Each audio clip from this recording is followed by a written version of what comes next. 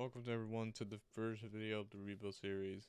Hope you guys are doing well today. And today this is a teardown of the 2020 Dodge Charger Scat Pack. It's been pretty much a couple days since I uploaded the welcome to the rebuild series channel. And for my explanation, mostly of course it was my first time importing videos to the iPhone to the PC because I'm gonna do mic overs, which in this video I am because mostly through these videos there's a lot of bad copyright background music and basically YouTube's rules and regulations that you can't have any copyright music during the video because money, revenue, all that stuff. So probably that's why I'm gonna do this more often. If not, if there's sometimes say there's no music, then I can record the video with the sound on. But today, this is probably pretty much I will do a mic over, of course. But you'll probably see more of these, so stay tuned. So, anywho, in this video, mostly we're showing you guys what we did throughout last Friday. Basically taking apart the rear bumper, pretty much everything in the rear end of this Dodge Charger. Yeah, as you can see, there's a bunch of things, of course, that have been damaged pretty often. Of course, number one is the rear bumper. That thing got smushed all the way in. Of course, the back wall, of course, which is behind the rear bumper. The absorber bar, more plastic absorbers, of course, and also some other things as well. Sensors, they're actually pretty good. The sensors are actually all basically killed in. Some sticked in still in the bumper, but some did during the impact. They came off, but still they were still intact. And also one of the wires that came off and well basically ripped off since during that impact was so hard. One of the pieces came off instantly. So one of the cables could be replaced, of course, to a new cable wiring harness. We don't know yet, but still there's gonna be a bunch of things, of course. Maybe this floor shield, of course, will probably get replaced as well. It would be an impact, of course. But some other things, of course, this tail lamp, of course, I'm gonna pause right here. This whole tail light or this whole light bar of this trunk, and of course the trunk lid will be replaced. And the letters are fine. The Scat logo got a little scratch, but we might replace it as well because we might just buy a regular one. And this one would be a cool idea because the customer said that he actually will not mind making it as a keychain, so that'll be pretty cool keychain as well. But some other things, of course, the trunk lid is already here. The new trunk lid has basically everything, pretty much. The tail light, the backup camera, the cover for the backup camera, the lettering, the charger, the black charger letters are there as well, and also a different Scat Pack logo. But I think the paint already died out because it was from a different car, of course, and it came from a salvage yard as well. And also this trunk lid, you might see, why there's a tire on top because that trunk lid has hood struts. Well, I think has hood struts. No, they don't have hood struts. But it's basically the trunk will go automatically going up, and mostly you can put anything on. Well, you gotta put something on top, something heavy such as a chock or a regular spare tire on top of it, so it doesn't go up and down automatically. Or mostly like you try and close it, you can't because you can't. There's no latch. The latch is all the way back, and there's no way to connect it back, of course. But that's gonna be replaced, and that's gonna be some things that we gotta do too, of course. But let's get right into the other things, of course. This is the other video, but I'm not gonna show you that right quick. But I'm gonna show you the photos after we took the rear bumper. As you can see, one of these pieces did connect to a little red light bar. Well, a little light piece that goes on the right side of the ends, of the point ends of the rear bumper. Which one of this one did basically got ripped off, but the other side wasn't, so it's still good. This connection, I think this one of these connections does connect through the whole wiring harness of the sensors. So this could be maybe good, but also as you can see, this little black piece, of course, it probably might get replaced, but we just don't know. But still, of course, maybe it will, maybe it will not be. We don't know yet, but still, we're still in. As you can see as well, this whole chunk has to be squared and straight, and the other side's fine, but this side has the most impact, of course. And this got fully shunted, fully pushed in, of course. All the pieces, of course, the bumper bracket could be good, and and maybe this the pieces of other accessories. Of course, this muffler, it's just in the last other video that I showed, or that I begin during this recording.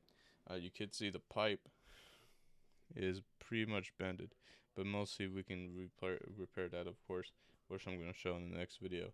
But also, this thing is loud. Throughout the time, this car has been here for 2 weeks because it was an insurance job, and mostly once every time we get in touch with the car yet because the insurance company didn't call or give us any updates, so that's why. But now, good thing they send us a reply. They say, hey, you guys are good to go. You can repair it, which was I think last week that we had the green light to do the repairs. But also this thing was loud. Of course, this thing is straight pipe, and I gotta say that's the loudest thing for anyone in the morning to get a cold start Dodge Charger. To get it out the car, well, get out the car out the shop lot. So of course it's pretty painful for my ears and pretty painful for the neighbors to hear it. So of course, but that's one picture of it, and here's the main one, of course, right here with the absorber. I'm losing my voice already, but this absorber, absorber, of course, got fully shunted. I love saying the word shunted for some reason. But also well is this little plastic piece, of course. This could be a little another way, well, another support to can for the bumper, of course. The little bracket as well. This one mostly we're gonna save the bolts, but amazing thought that yeah, this thing got fully way in, of course, but also other things as well inside here. These little covers right here, the left, well, actually long covers and big covers, the left and the right are actually pretty good, but the middle part right here, where basically that storage, but also sometimes just the below that it's the spare tire. And actually this Dodge Charger never had a spare tire. They did have the spare tire hub, basically, but basically inside was just a bunch. Well, of course, since the accident, there was no spare tire. It was actually just a bunch of plastic, of course, and it was all destroyed, of course. And also the little carpet as well. I'm just gonna call it a carpet.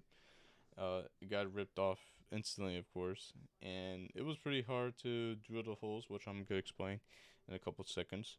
But it was pretty hard to basically drill the holes in there because we didn't want to think that probably we might hit something on that. But the good thing is we didn't do anything wrong. But well, we did. Well, of course, we make holes of it to pull out all the stuff out because mostly in this time we did a tear down to get everything ready to sort to basically inspect what some things that we need to do before we start cutting the damaged parts off the charger, of course. And also the battery was in this rear inside the near the hub, of course, but still that they had the 12-volt battery in the rear and rear trunk, which is kind of crazy. I thought it was in the front, but it actually was in the rear. So even the battery, all the cables, of course, were pretty fine. It starts, of course, so you can move it around left to right, up and down, and but other things, of course. But anywho, let's get to the next photo. This is the other side. This side is fine, but still, we might just cut it again. Of course, we don't want to take any chances, of course, because if we cut one side and the other side is still damaged, and we don't want to do like a bunch of pulling, body work, of course, and some sorts of that. Mostly, we'll take the chance to fully cut it and get everything back in shape, of course. And this other side as well. This tail lamp is actually pretty good. The only problem is it had a little bit of cracks in the outer ends of the tail lamp, but still, we could replace it, of course, because I think the insurance did say get both tail lamps replaced. So I think that's gonna be one way to just go screw it, just do that. And some other course in our view of the left hand side of the rear end. Basically everything's flat out, it's perfect, but still kinda did get shunted throughout this impact.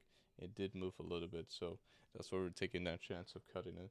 I think that's the last photo. Yes, it is. Alright, let me go to the other video player because that one, for some reason, goes to slow motion automatically. I don't know why, but in this one right here, it was basically me and my dad and his brother, of course, and of course, I totally forgot. Of course, let me take a sip of water. I'm losing my voice already.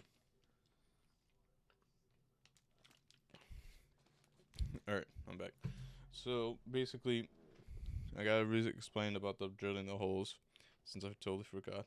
Mostly, of course, this was gonna be the perfect chance to do it because there was no other way to get in our way to hook it and find a way to pull the major impact point, which the impact point was here, and also this one, which we did not pull yet, but this one's gonna be a big pull, of course.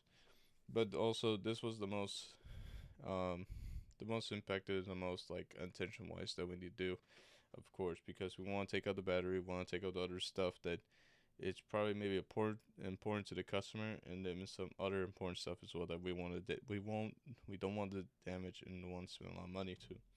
But also the drilling the holes. The good thing is, we didn't hit any. Well, we didn't drill anything else throughout that time. It was through only the metal, and it was a pain in the butt, of course. But we had the pry bar, to help move all the damaged components inside the trunk on near the wheel hub, of course, and get the chain screw down here up all the way here to get the chain back and then get chained all the way here for the frame machine to do the pull. As you can see, this is only a minute 30 because we had to pause because something went wrong, and basically we readjusted and trying to get a lot of tension through the frame machine because it was about to hit the limiter, of course, because it was that limit that you can't pull that much anymore, and it'll be slower and slower, but still will pull a bunch. But right here, I'll let you guys watch it, of course, and you can see the tension what's right now, and you can see a little bit of the pull. You probably see some paint chips as well flying off doing this pull, as we can see. Probably so down here. You can tell. See, I'm sorry for the bad recordings, of course. Um, but yeah, I should not do this sideways phone, of course, because no one wants. I don't want to see anyone tilt their head to watch this video and say, "What the hell is this?" But you can see, of course, a little bit of tension going on here. But also, we have to be careful because throughout this pull, the hole was getting a little bit bigger, and they were about to meet the middle, of course, and the thing could just snap out of nowhere and hit somebody or hit a car. And good thing is, throughout this whole recording, nothing happened, and we got the pull instantly. So this video was over. Let's get right into the next one, which is the better side of the video, and I'll just let you guys watch this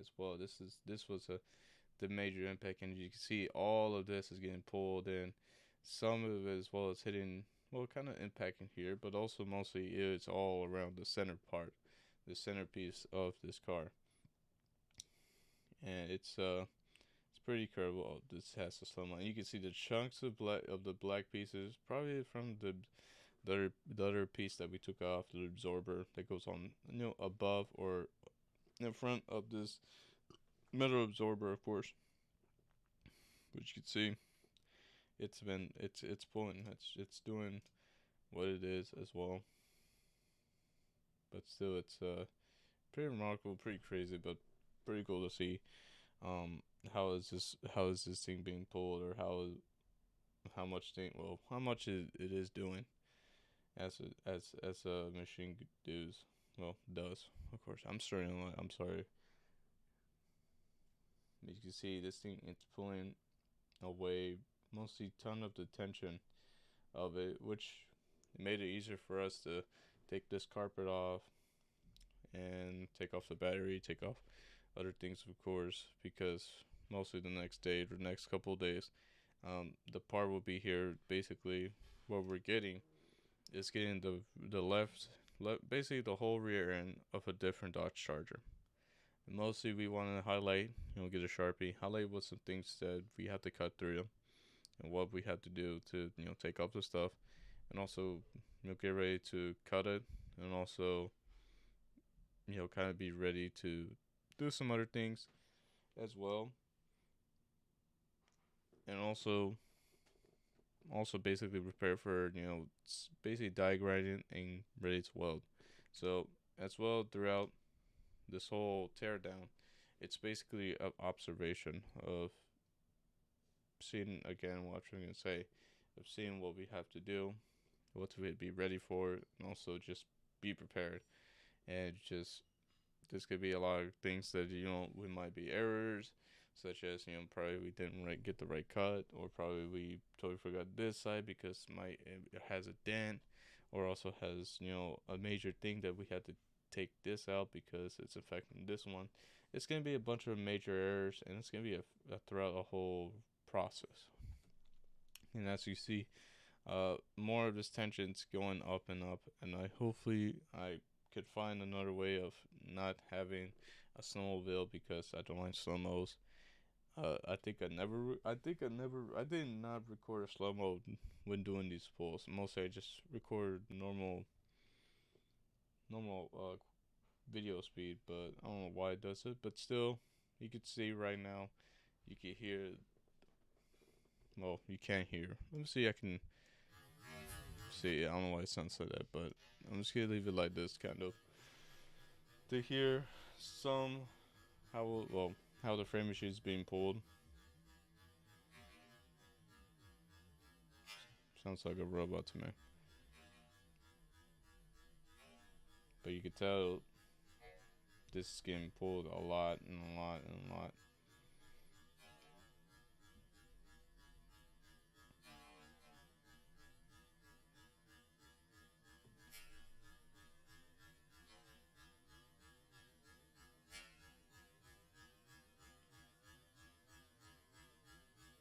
Y'all can see. You can also see a little bit of the chains moving as well, because mostly it's getting one. This chain is going down. This chain is going up, and basically, if we just kept pulling more, probably if those two almost near collide, this thing one in the middle can collide, and also even the absorber probably get a little piece out there flying, of course.